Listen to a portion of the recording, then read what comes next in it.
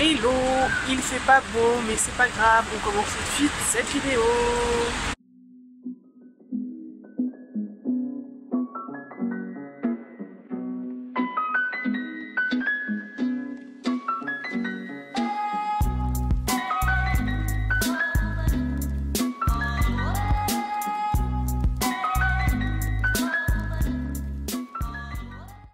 Bonjour à tous, bienvenue sur la chaîne YouTube de V316, habiter l'intérieur, vivre l'extérieur, de l'habiter comme les vivre. Tomates. Alors aujourd'hui, il ne fait pas beau, il ne fait pas chaud, mais c'est pas grave, on est quand même le 24 août et ce temps est complètement normal puisqu'on est à la fin du mois d'août, donc en général c'est orageux, pluvieux, gris à Nice. Ça va rester quelques jours comme ça et puis ensuite le soleil va revenir jusqu'à peu près la fin du mois de septembre. Donc aujourd'hui, quelques conseils pour ce 8e mois de l'année sur comment est-ce que je fais pour optimiser bien mon petit jardin sur balcon. On commence tout de suite. Alors, conseil numéro 1, il s'agit d'arroser abondamment et bien laisser absorber l'eau par la terre. Donc vous voyez, là ça a été arrosé, on va attendre quand même je pense au moins 2 jours quand ça sera un petit peu sec sur la surface du terreau pour réarroser. Donc moi j'arrose idéalement tous les 2-3 soirs parce que quand même ici sur la côte d'Azur il fait quand même assez chaud, mais j'arrose abondamment plutôt que de le faire un petit peu tous les jours. Vraiment ce qui est important c'est de laisser bien la terre entre guillemets sécher, qu'elle absorbe bien l'eau, que les racines absorbent bien l'eau et puis après vous arrosez quand les plantes ont soif. C'est vraiment important et je le fais de préférence le soir quand il fait un peu plus frais et que les plantes ont toute la nuit pour boire tranquillement leur eau, ou sinon très tôt le matin. Mais bon, très tôt le matin j'ai pas la force de me lever, donc c'est plutôt le soir. Conseil numéro 2, si vous voulez faire un petit peu des plantations tardives ou alors tout simplement vous n'avez pas la main verte et que vous n'êtes pas vraiment doué pour faire des semis, donc il s'agit tout simplement d'acheter des plants à rempoter. Bon, ce plant de courgette il est en train de se faire la malle parce qu'il y a eu un petit peu de bourrasque et là vous voyez c'est presque fondu, c'est pas compliqué, on va couper, on va remettre dans l'eau, les racines vont réapparaître. Et donc sinon j'ai aussi ce plant de poivron rouge que j'ai acheté, donc ça fait maintenant je pense 1 ou 2 semaines, je ne sais plus, mais en tout cas il y a de nouvelles feuilles qui apparaissent. Alors c'est intéressant si vous habitez dans le sud, que vous voulez faire des plantations tardives, c'est important parce qu'on a encore au moins cette belle semaine d'ensoleillement, de chaleur, même si effectivement les jours raccourcissent, n'hésitez pas à le faire si vous n'avez pas trop la main verte, ou si tout simplement vous avez envie d'avoir de nouvelles variétés et que vous n'avez pas le temps forcément de les faire germer. Voilà le deuxième conseil pour les semis et les plantations tardives. C'est encore le moment, n'hésitez pas, vous avez jusqu'au début septembre, après ça va faire un peu tard. Troisième conseil, clairsemer, espacer, tailler. Alors pourquoi? L'idée c'est vraiment en fait d'enlever les feuilles malades ou les gourmands des tomates comme j'ai pu le faire sur quelques plants de tomates. Et l'idée en fait elle est assez simple en même temps, il y a plusieurs raisons pour cela. Déjà c'est pour laisser rentrer un maximum de lumière. Donc bien évidemment il ne s'agit pas de dénuder complètement tous vos plants, mais d'enlever les feuilles qui sont malades, qui sont mortes, celles qui sont un peu moins vigoureuses, pour laisser rentrer le maximum de lumière et que chacun, des plants présents, des espèces présentes puissent profiter un maximum de la lumière. C'est hyper important pour le développement. En même temps ça permet d'aérer aussi au niveau du sol, en tout cas un peu plus bas comme ici. C'est aussi important d'enlever les feuilles mortes tout simplement pour que la plante se concentre un maximum sur la fructification et sur la floraison. Donc moins de feuilles, ça veut dire aussi une meilleure répartition, plus de répartition pour tout ce qui est vers le haut. Sinon vraiment il s'agit comme ici des tomates, des fruits, donc des tomates.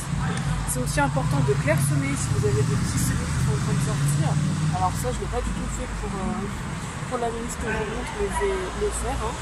Alors pourquoi clairsemer dans la mesure du possible, il ne faut pas non plus tout enlever, mais clairsemer tout simplement pour avoir des plants plus vigoureux. Plus il y a de plants présents sur une surface, plus ils ont besoin de nourriture, de ressources, et donc moins il y en a pour tout le monde.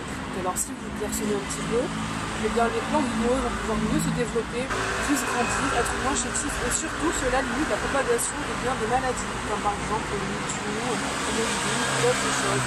Donc c'est important de clairsemer, d'espacer dans la mesure du possible. Comme je vous dis, il ne s'agit pas de tout dénuder, mais tout simplement d'enlever ce qui par exemple est chétif, ce qui est un petit peu mort, ce qui est un petit peu trop fin, ce qui est un peu raplapla, pour vraiment laisser le meilleur de la plante, des plants, et que vraiment ils puissent avoir un développement le meilleur possible et le plus vigoureux possible. Conseil numéro 4, si comme vous êtes amateur de plantes grasses, de plantes entre guillemets sèches, en tout cas qui s'acclimatent bien avec les températures méridionales, voire tropicales, exotiques, ou même désertiques, il est encore temps de faire de la propagation de succulents en prélevant des feuilles, en les mettant directement sur votre terreau, ou même tout simplement du bouturage de plantes grasses. Pourquoi est-ce que simplement? Parce qu'il fait encore beau, il fait encore chaud, et du coup toutes les conditions optimales sont réunies pour avoir une meilleure croissance juste avant l'arrivée des saisons un peu plus fraîches. Donc n'hésitez vraiment pas à multiplier vos plantes grasses, c'est toujours et encore le moment, vous avez encore à peu près, on va dire 2-3 semaines.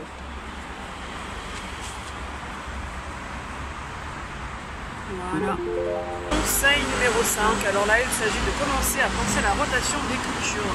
Même en pot c'est possible. Donc là vous voyez il y a 2 plants de tomates qui sont plus ou moins déjà fatigués, alors qu'ils ne sont pas complètement morts, hein. Ils sont juste un petit peu fatigués, peut-être qu'ils vont reprendre, je ne sais pas. Mais dans tous les cas, j'ai décidé de mettre au centre un bébé citronnier, car ça sera sa place. Pour l'instant je laisse les plants de tomates, mais quand ça sera l'automne je vais les enlever définitivement et vraiment ce pot sera tout simplement dédié à ce citronnier. N'hésitez pas à le faire, à vraiment faire la rotation de culture. Donc par exemple ici avant il y avait des radis, j'ai arrêté les radis et là il va bientôt avoir de la salade, donc des feuilles de chêne blonde qui vont apparaître. L'idée c'est vraiment de remplacer une espèce de plante par une autre espèce de plante. Donc par exemple si vous avez semer quelque chose de la famille, par exemple des choux, on va pas remettre des choux à la place, on va plutôt mettre des espèces par exemple du soleil entre guillemets, comme la tomate ou les pommes.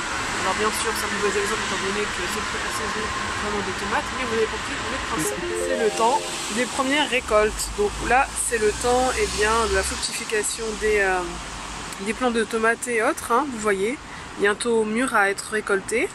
Ensuite au niveau des fraisiers on voit aussi que ça porte du fruit, donc on voit les petites fleurs, bon là elle est un petit peu recroquevillée, il y a des petites fleurs qui sont en train de sortir partout et là c'est donc des futurs fruits.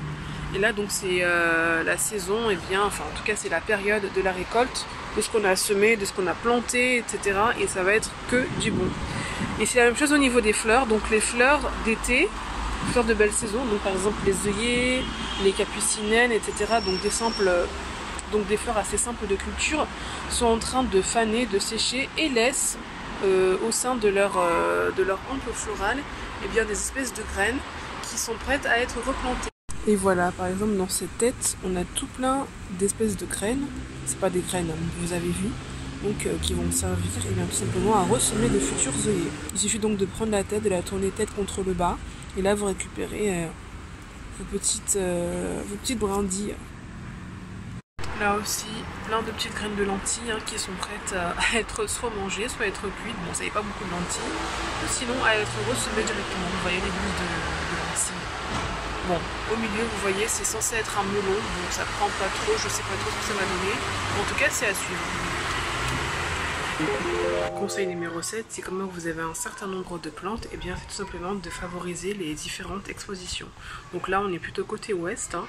Soleil de l'après-midi qui apparaît dès 16h jusqu'à peu près 19h, et puis ensuite c'est la luminosité qui continue à être présente. Et donc c'est intéressant pour pouvoir avoir plein de plans et de voir également aussi comment chacun évolue selon l'exposition. Donc là on est vraiment sud-ouest. Ouest.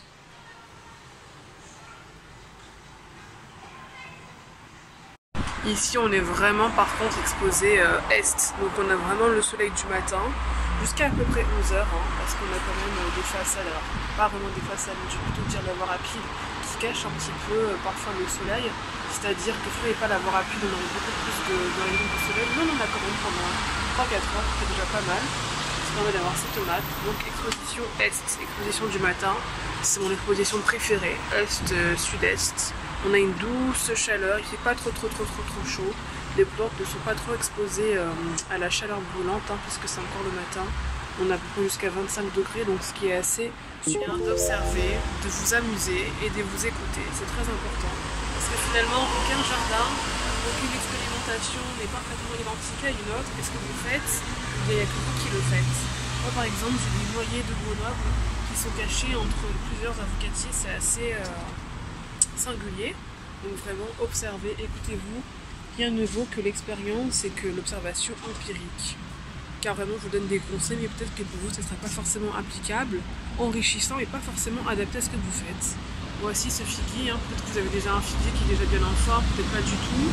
Peut-être que votre figuier n'est pas exposé est, moi le mien est exposé est, et voilà ce que ça donne, avec toutes ces petites fleurs de lin qui sont en train de sortir. Donc vraiment, amusez-vous. Je crois que c'est vraiment le plus important. Observez, observez, observez, pratiquez un petit peu tous les jours, si c'est pas tous les jours, au moins une fois tous les 2 jours. Et puis par là, vos plantes, rien de tel, elles poussent.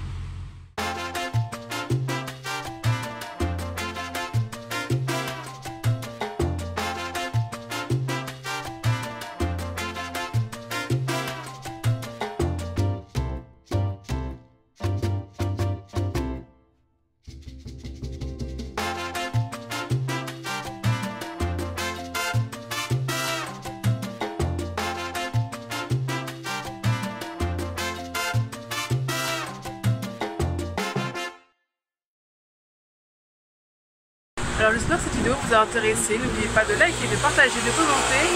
On se retrouve pour la prochaine vidéo et d'ici là portez-vous bien, shalom.